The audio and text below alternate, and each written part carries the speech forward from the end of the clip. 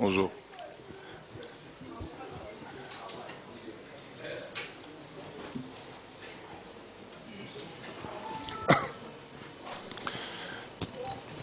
Salam alaikum. Bismillah ar-Rahman ar-Rahim. Salatu salam ala ashraf al-mursalin. Tout d'abord, je vous souhaite la bienvenue chez vous à Sidi Moussa. C'est toujours un plaisir de rencontrer la presse nationale. Permettez-moi d'abord de souhaiter Eid Mubarak à tout le peuple algérien et à vous, même si ça arrive un peu en retard. Également présenter tous mes vœux de bonheur et de prospérité à tout le peuple algérien à l'occasion de la fête de l'indépendance. Et je profite aussi de ce début de conférence de presse pour féliciter le CRB pour son sacre le 5 juillet en finale de Coupe d'Algérie. Nous avons, alhamdoulilah, assisté à une belle finale, une belle fête, avec deux beaux finalistes, en l'occurrence l'Entente de Sétif et le CRB. Profiter de l'occasion également pour féliciter l'Entente de Sétif pour son sacre de champion d'Algérie. Et également ne pas oublier de féliciter le parcours de nos deux représentants en Coupe africaine, à savoir le Mouloudia d'Alger et l'USMA, à qui on souhaite, Inch'Allah, une qualification en quart de finale. Je pense que la dernière journée des poules qui aura lieu aujourd'hui pour le MCA et demain, Inch'Allah, pour l'USMA, permettra à nos deux représentants, Inch'Allah, d'être en quart de finale. Et notre souhait est de les voir vraiment, Inch'Allah, aller le plus loin possible pour hisser très haut, Inch'Allah, les couleurs du drapeau national. Je voudrais également, c'est-à-dire expliquer très brièvement le timing de cette conférence de presse. Je pense que si nous avons attendu aussi longtemps, ce n'est pas parce qu'on a voulu garder le silence, mais uniquement pour faire coïncider cette conférence de presse avec la fin de la saison sportive. Et comme vous le savez, donc la finale de la Coupe d'Algérie a clôturé la saison 2016-2017. Et aujourd'hui, c'est-à-dire, nous sommes ici en face de la presse nationale afin d'expliquer un petit peu notre démarche et également vous donner la possibilité de poser les questions qui intéressent l'opinion sportive et auxquelles nous allons essayer de donner les réponses les plus transparentes. Donc pour expliquer rapidement, c'est-à-dire comment va se dérouler cette conférence de presse, je vais commencer par expliquer dans un premier temps un petit peu la période électorale et tous les travaux qui ont été réalisés depuis le 20 mars. Ensuite, parler un petit peu du programme de la fédération et du nouveau bureau fédéral en ce qui concerne le moyen terme, mais également le long terme, c'est-à-dire en quoi va consister notre démarche sur le mandat HADA. Et enfin, bien sûr, vous donner la parole, et ça sera la plus grosse partie de cette conférence de presse, dans laquelle vous allez aussi poser les questions qui intéressent l'opinion sportive. Donc, pour commencer, la date butoir, on va dire la date essentielle, c'est le 20 mars qui a vu notre élection du nouveau bureau fédéral à la tête de la Fédération algérienne de football. Cette date a été précédée bien sûr par on va dire une période préélectorale dans laquelle je suis allé sur pas mal de plateaux de télé. Nous avons parlé un petit peu de tout ce qui m'a motivé à me présenter à la tête de la fédération. Ensuite, il y a eu donc cette élection et cette assemblée générale élective qui s'est déroulée donc le 20 mars. C'est vrai que ça a été une assemblée générale houleuse, mais ceci démontre, c'est-à-dire le caractère, on va dire, démocratique de l'Assemblée, dans laquelle les membres de cette Assemblée, de cette honorable Assemblée, ont pu exprimer leur vote en toute démocratie. Et d'ailleurs, il y a eu un certain nombre de votants qui ont voté oui et d'autres non. Alhamdoulilah, je pense que les gens qui nous ont plébiscités et donc le nombre de oui l'a emporté, ce qui nous donne toute la légitimité, Inch'Allah, à ce nouveau bureau fédéral que je félicite au passage. Et pour entamer, Inch'Allah, qui a entamé donc sa mission le 20 mars. Ensuite, je voudrais juste revenir sur c'est-à-dire tout ce qui a été dit autour de cette Assemblée générale et la soi-disant injonction des pouvoirs publics. Il n'y a eu aucune injonction. Les élections se sont déroulées dans un climat démocratique. Les membres de l'Assemblée générale se sont prononcés en toute démocratie. Alhamdulillah, la presse était invitée ce jour-là et a pu constater de visu que malgré, c'est-à-dire là, comme je vous disais, on va dire les débats houleux, à la fin, le caractère démocratique l'a emporté. Alhamdulillah, les gens ont pu s'exprimer et exprimer leur choix.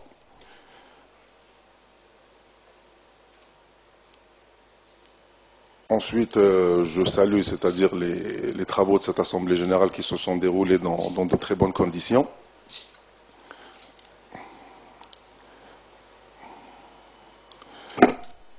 On parle c'est-à-dire de coulisses, mais vous savez, dans toute élection, il y a des coalitions, il y a des coulisses, c'est quelque chose de très classique dans tout type d'élection.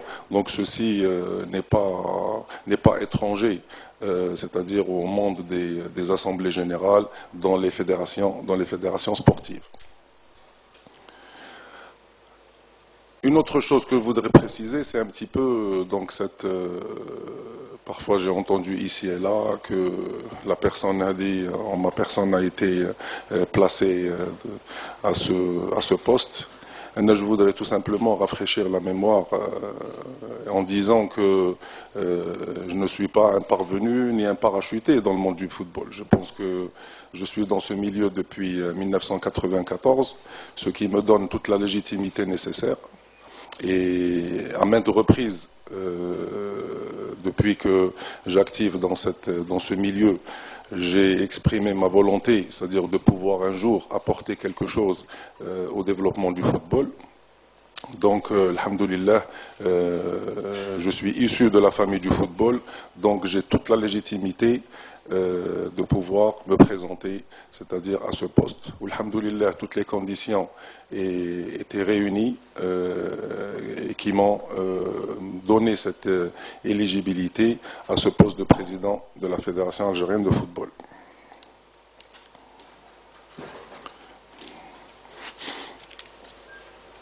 Il faut rappeler aussi que cette élection a eu lieu dans une période assez difficile. Le bureau fédéral a pris donc le train en marche. On était en pleine saison sportive. On sortait d'une CAN très décevante pour le peuple algérien, surtout que les attentes étaient énormes. Tout le monde se rappelle un petit peu donc cette élimination prématurée de notre sélection à la dernière CAN au Gabon, et la déception très très très forte du public sportif, des amoureux de cette sélection, de nous tous. Des débuts de Coupe du Monde très compliqués, avec 2 matchs et un seul point récolté, donc un match nul contre le Cameroun et une défaite au Nigeria, ce qui complique considérablement c'est-à-dire ce début de qualification en Coupe du Monde. Ensuite, je vous épargne, c'est-à-dire les problèmes qu'on connaît et tous les mots MAUX qui existent dans le football national.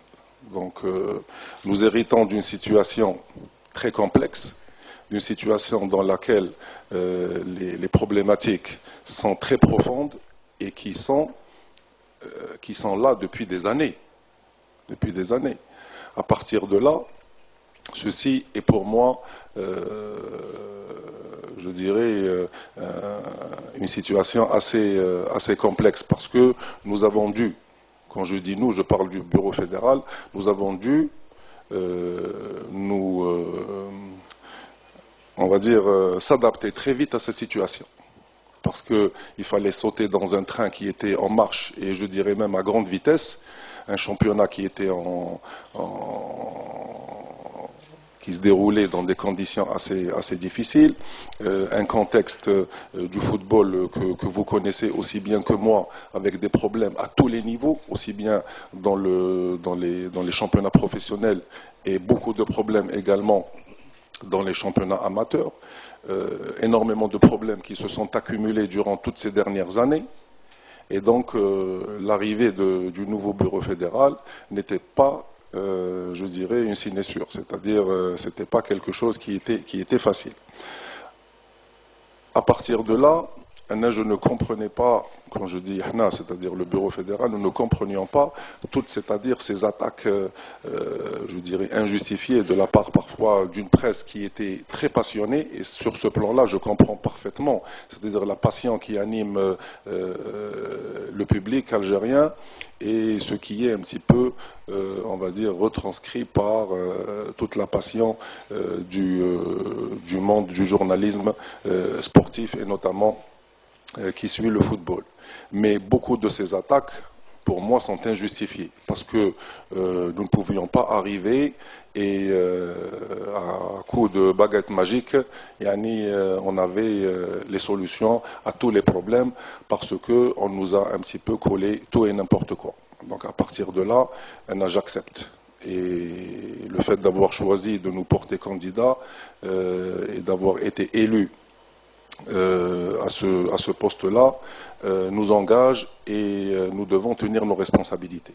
Mais nous ne pouvons pas, c'est-à-dire, on va dire, supporter ou pouvoir donner les solutions à tous les problèmes que vit le football algérien depuis des années. Donc, on est là, en face de nos responsabilités, oui, mais il va falloir, comment dirais-je, être patient pour nous donner le temps, c'est-à-dire de pouvoir apporter les solutions aux problèmes. Donc j'ai deux conclusions. Sur la base de ce que j'ai présenté, j'ai deux conclusions qui pour moi sont fondamentales. D'abord, on est tous unanimes, je pense ici, et tout ce qui est écrit tous les jours, tout ce qui est dit sur les plateaux de télévision depuis des années, on est tous unanimes à dire que les problèmes du football algérien sont très importants, profonds, et ce sont des problèmes qui s'accumulent depuis des années. Donc, à partir de là, faire face à tous ces problèmes, ce n'est pas une simple affaire pour ce nouveau bureau fédéral. Ceci ne nous dédouane pas de nos responsabilités. Nous ne voulons en aucun cas fuir nos responsabilités. Nous sommes en train de faire face à tous les problèmes, mais il va falloir être patient parce que nous voulons apporter des solutions, on va dire, radicales à ces problèmes qui durent depuis des années. C'est la première conclusion. Donc, c'est l'unanimité par rapport, c'est-à-dire à cette existence d'une quantité très importante de problèmes à tous les niveaux, et nous y reviendrons bien sûr tout au long de cette conférence de presse. Donc la deuxième conclusion qui pour moi est importante, c'est que si on voit autant de patients autour de l'arrivée de ce nouveau bureau fédéral, c'est qu'il y a énormément d'attentes. Et ceci, pour moi, je le prends vraiment du bon côté. Je le prends du bon côté parce que je considère que la confiance est là, que les attentes du public sont là, et nous sommes convaincus, nous, en tant que bureau fédéral, que nous avons les solutions à un certain nombre de problèmes. Mais nous croyons aux solutions qui se construisent dans la durée, qui se construisent petit à petit. Parce que les solutions, on va dire, qui font semblant de régler certains problèmes, mais qui, dans le fond, ne sont pas des solutions radicales, ce n'est pas tellement notre stratégie. Donc, je peux vous rassurer que nous sommes dans une perspective de développement. C'est-à-dire, nous ne sommes en aucun cas ici pour casser du sucre sur l'ancienne équipe, que nous remercions d'ailleurs pour le travail qui a été fait, ni pour un quelconque règlement de compte. Je pense que toute l'équipe est focalisée, quand je parle de l'équipe, je parle du bureau fédéral, est focalisée sur tous les problèmes que nous rencontrons au quotidien et toute la stratégie que nous voulons mettre en place pour aborder, c'est-à-dire, Inch'Allah, le futur avec des solutions en profondeur. Donc, ceci me permet de donner un petit peu, c'est-à-dire la stratégie que nous voulons mettre en place, à savoir d'abord une mise à niveau du football, parce qu'il va falloir revenir à des normes. Il va falloir revenir à des normes, et pour cela, la mise à niveau est tout à fait importante. On pourra encore une fois revenir sur les détails en conférence de presse à partir du moment où les questions seront posées. Deuxième point, c'est la moralisation du football.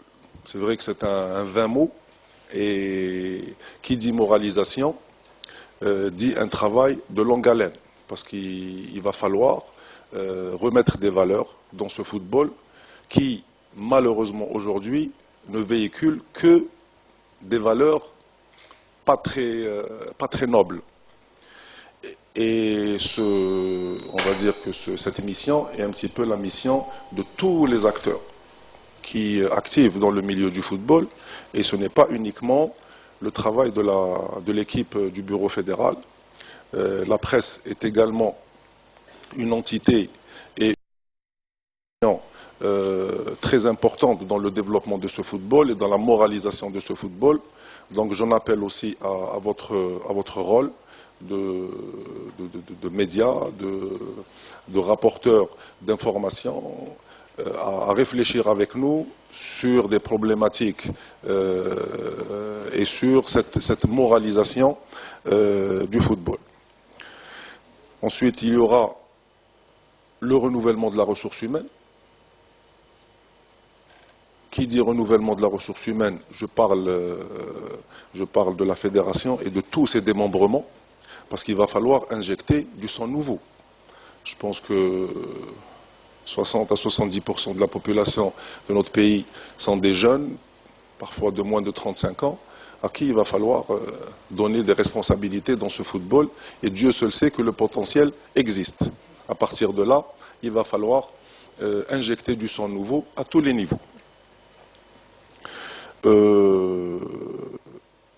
Il est important de parler de la DNCG, et nous y reviendrons également, mais pour nous, cette direction du contrôle de gestion sera pour nous un instrument qui va permettre, Inch'Allah, le sauvetage de ce football professionnel, non pas en étant une structure qui va faire uniquement dans le curatif, mais elle va beaucoup travailler avec les clubs pour faire du préventif. Pour expliquer dans un premier temps et accompagner les clubs à comprendre l'importance du fair play financier. Parce que si nous voulons sauver le football, et notamment le football professionnel, et même le football amateur, et nous pourrons revenir sur l'argent qui gravite autour du football amateur, si nous voulons sauver le football, c'est uniquement par le fair play financier. C'est-à-dire expliquer au club comment doit-on, c'est-à-dire respecter les équilibres budgétaires au niveau des clubs. Ce n'est pas que les clubs ne savent pas, les compétences existent, les financiers existent sur le marché, C'est il va falloir tout simplement les accompagner pour aller vers cela. L'ADTN est on va dire, est une direction qui est fondamentale et à laquelle notre bureau fédéral accorde une importance capitale. C'est pour ça que les choses avancent gentiment. J'entends ici et là pourquoi telle chose n'a pas déjà été faite. Il faut savoir, Yajma'a, lorsque nous sommes arrivés, il n'y avait personne à la DTN. Quand je dis personne, c'est-à-dire que la DTN gravitait autour de la personne de M. Toufiq Qureishi, que nous remercions au passage pour tout le travail qu'il a fait, tout seul, et Dieu seul sait que ce n'était pas une mission simple. Donc aujourd'hui, soyez patients, parce que de toutes les manières, même si on nous met la pression, nous n'irons pas plus vite que cela. Parce que le but, ce n'est pas de faire uniquement des satisfaits en disant voilà, nous avons nommé des sélectionneurs et le travail que nous avons à faire au niveau de la DTN ne se limite pas à la nomination des sélectionneurs des jeunes catégories. Le plus important, c'est pas notre but, ce n'est pas de gagner aujourd'hui, c'est de gagner longtemps.